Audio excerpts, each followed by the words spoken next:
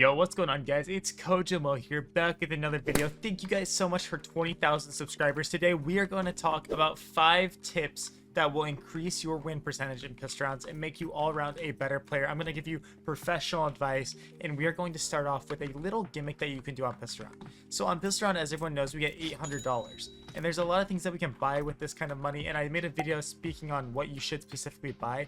But a trick that you can do to outplay your opponents is to buy a deagle and a decoy. Now, if you're familiar with that video, I told you to never buy a deagle on pistol round, but the real trick here is that with the decoy, we are going to throw it somewhere down like suicide on dust 2, sell our deagle, buy armor, and then pick up our Glock that is down in spawn. Now, from the CT's perspective, they're going to be hearing this decoy and suicide, right? And, you know, maybe if they're pushing up, they'll realize that it's a fake. But if they're just crossing and they're not really paying too much attention, they're going to fall for that decoy, and they're going to call them, hey guys, there's a guy shooting a deagle down mid. Or you can also throw your decoy into long house here. Just making it really confusing for the other team is going to help you. And regardless, one of my favorite things about this is people haven't caught on and they think that you just have a deagle somewhere in the round, right? They might be like, oh, it's a decoy, watch out, one of them has a deagle. But really, we have a Glock and armor, so at the end of the day, we're not trolling, we're not just buying a deagle, and we're going to catch them off guard. Now, if you never want to be caught off guard with the newest skin updates and prices, go ahead and check out the sponsor of today's video. Thank you to the sponsor of today's video, Skins Monkey. They are one of the greatest and easiest to use CS2 trading sites out there. You can swap out the skins you do not like for brand new ones that are so much more fresh. Even skins that are trade locked can be secured by adding them to your backpack. The greatest thing about the site is that you can buy skins for so much cheaper with a 35% deposit bonus when you use my code, COJO. Make sure to check out the freebie section where you can get a free skin just by completing tasks. On top of the bonuses, you also get a $5 bonus when clicking the link in the description. All right, so let's talk about another tip that we can utilize on both, you know, CT and T side, but specifically T side, and that is grouping. Now, it is so important on pistol round to understand that your spacing is everything. And now, why is this? Because in pistol round, the unique thing is, outside of the CZ, which most people don't really buy, all the guns are automatic, right? They're not, or I mean, they're manual. They're not automatic. All the guns you gotta click and shoot. You can't hold down mouse 1 and spray someone down. Can't do that on pistol round, right? So utilizing grouping is going to be the biggest thing, because they're gonna have to choose targets, and when we're running at them in a pack, it's gonna make their life a lot harder, right? Versus on pistol round, if you split up and one person comes here to peek, now they only have one target to shoot at. It doesn't matter if you're like, you know, just having to click, because that's perfect. When there's 4 guys running here though, it's so hard for them to isolate fights, and really good players are going to be able to do that pretty well, right? They're isolate, make sure they're only peeking one person at a time as you're running in. But at lower levels, you are absolutely going to destroy the other team, because they're not going to know how to isolate angles, and they're going to be lucky if they even get one frag. So that's just very important. And on CT side, that's super important too.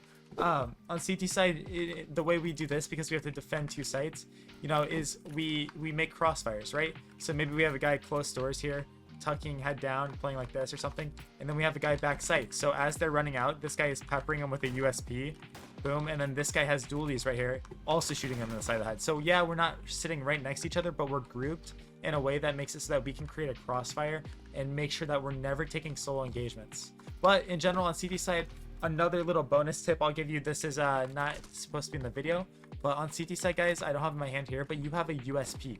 Any chance you can get, take the longest range fights possible. You know, take these fights, take top mid fights, take these suicide fights. If you are fighting against a Glock, being outranged will be always your fight to take. You're going to be more accurate with first bullet accuracy. You're going to have, you know, 1-shot kill potential. If it's super long range, then you won't. Like this, you'll probably gush them. But regardless, their Glock is going to do barely any damage to you, even if they headshot you. So take as long range fights as you can. A little bonus tip in there. Now, this goes for specifically CT side, but you can also do this on T side as well. Whenever you get into a scenario where you know somebody is throwing nades, say it's the last person alive, say it's a 2v1 and you know this guy was throwing nades, always try your hardest to aim for the chest and neck area. Why do I tell you this? Why do I tell you not to just go for headshots? Because if he has no armor, your USP is going to tear through him in about 4 bullets, right? If you're at close range, you could even kill him in 3 potentially. when the other team has no armor, literally the USP and the Glock, they both tear through the opponent. But it's not just the damage that this is about. In Counter-Strike, there's a mechanic called aim punch.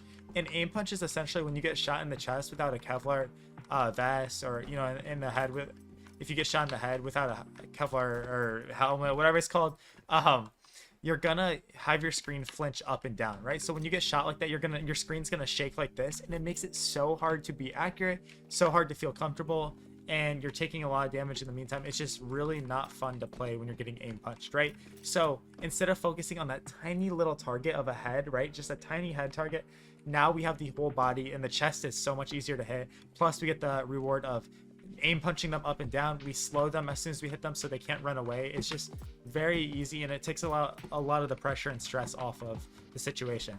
Now on T side, you can do this as well if you notice that somebody is specifically playing without armor. Also, there is a little cue. I can't show you because I don't have bots in the server, but you might be able to tell someone has no armor because of the sound your bullet makes when it hits them, and also there's more blood that comes out when they don't have armor or helmets. You know when they don't, and you got to look for those signs, which is really good. Another tip that you need to do is specifically on T side, always look for CT pistols to pick up. Now I give you this as a T side tip, but I'll get into a little bit on how you can do this with CTs as well. But say you're coming out long doors as Ts, and you take this fight against the CTs. You're gonna have a Glock, and I have P2. You take this fight, you kill this guy, and his USP falls right here. 100% take that USP that fell there, so that we can now take long range fights. Because the tip I gave you guys earlier was, when you're on CT side, take long range fights, because Glocks are not good at those, right? So these CTs expect you to be taking a fight with a Glock. Maybe you bought a P2, but they'll take that risk. And then all of a sudden you're swinging them with a USP, which is gonna laser beam them. So now it's a fair fight for you, making it so easy. Now I will say on CT side, sometimes you can do this as well by picking up Glocks. Now you might be like, Kojo, why should we pick up a Glock on CT side? That sounds so dumb. But if you're in a scenario where you're retaking B, and maybe the other team is really low, they don't have much health, they're smoked off. One, you can spam the smokes better with a Glock. You don't have to worry about running out of ammo. And two, with the burst mode, just how fast you can shoot and be accurate and move around with it. If the enemy is low, or you have to fight in close range situations where the Glock can one shot in the head, it's actually better than the USP, right? Because of all the things I just listed. So sometimes it's worth it to pick up the Glock, but that's very situational. It's almost always worth it to pick up the USP though. The USP or P2K is just extremely valuable to have on the T side, and it can make or break if you win these mid-round situations. Now, let's go ahead and talk about the last tip of this video. But guys, make sure to subscribe to my channel if you haven't already. Over 90% of my viewers are not subscribed. The last tip is very simple. When you are on T side, look for where the defuse kit is. Now, outside of very low level CS, if you can spot the defuse kit down on the ground, say you killed a long guy and for some reason he has the defuse kit, you're most likely going to know that they are not going to have a kit if they retake from cat and try to, defuse the bomb. So you can use this to your advantage and know in clutches that if the kit is down, they are going to have to stick a 10-second defuse, and you don't have to feel as pressured. You don't have to peek right away because like, I've got lots of time. Another thing you can do is if this kit is down, say it landed right hand corner, you can actually shoot the kit and it will slowly start to move. So you could shoot the kit even further away, maybe into a harder area for them to reach. You can't pick it up, but you can shoot it. Or I don't know if you can nade it, I'm not sure. We'd have to theory test that, but you can 100% shoot it, which is something you're always gonna be able to do. So, sometimes on maps like Vertigo, you might be able to shoot it off the map. Or a map like Dust 2, if it lands in a really awkward spot, like on site here, you could just try to shoot it off into a spot where it's gonna be really hard for them to find. Because you gotta remember, they are going to be relying on their teammates' comps and know where that's at. So there's a lot of things you can do with this. Very good stuff to think about. And yeah, thank you guys so much for watching. If you want to ask me questions, go ahead and check out my stream, twitch.tv/KojoMoCS. If you want personal coaching from me, check the description of this video. I have a form you can submit if you're curious about getting coached by a professional player. So thank you guys so much for watching. You all keep grinding, keep working hard, and I'll catch you guys later. Peace out.